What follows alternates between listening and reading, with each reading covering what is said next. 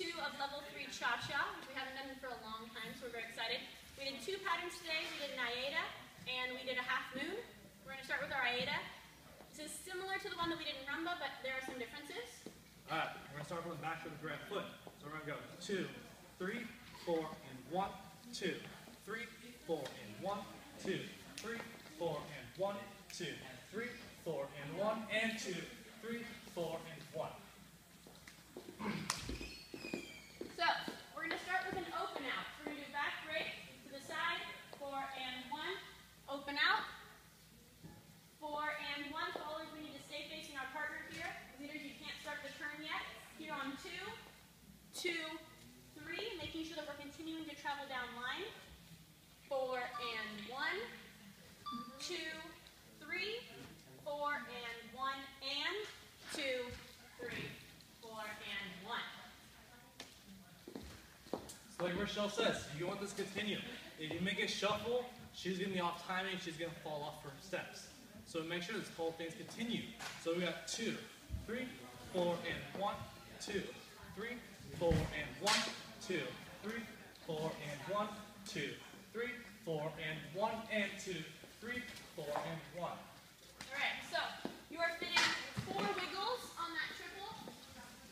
4 and 1, and you have to get over this foot.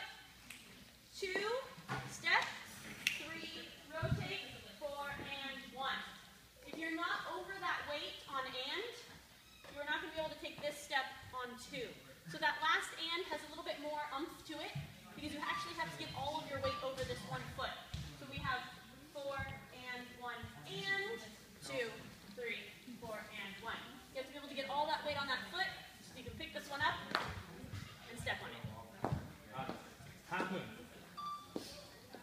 Alright, we should be doing this one direction and then the other direction, so the angles are really important.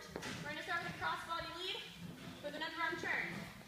2, 3, 4 and 1, 2, 3, 4 and 1, 2, 3, 4 and 1, 2, 3, 4 and 1, 2, 3, 4 and 1, 2, 3, 4 and 1. Off to the side. So, the reason this is challenging, we are going straight from a crossover break. Jonathan's going to go directly backwards and get out of my way.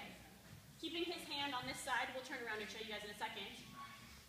Prepping on 2, turn arm on 3, 4 and 1. We're going to prep outwards. Like this is already happening, there's no other way we can do anything else. 2, 3, 4 and 1. So again, notice Jonathan went directly backwards. We keep going back and forth on this line. His hand is on this side of his body. If he puts it here, I have to travel a lot farther. So he needs to stay here. He needs to be out of my way. 2, here's the prep.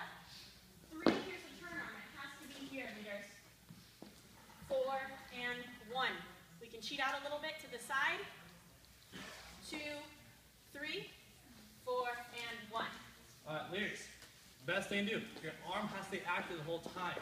If you do a crossover right here, you keep your arm up and wide, see how much space there is? When I try to lead her, she's going to go more rounded. So whatever space I keep right here when you want to break, boom. You see, I have roughly a fist between my elbow. I keep that fist. This allows her to feel my lead. It's more strong, it's more direct. Last thing, you got to be direct the whole time. So once again, here, and bring back, bop, bop, bop. The space is still closed. My hand's still on my right side and still leaning down the path. Do the turn, 4 and 1, 2, 3, 4 and 1, 2, 3, 4 and 1, 2, 3, 4 and 1, 2, 3, 4 and 1, 2, 3. Also remember that we want to keep a small break here, and we never want to totally commit our weight. Again, 70-30.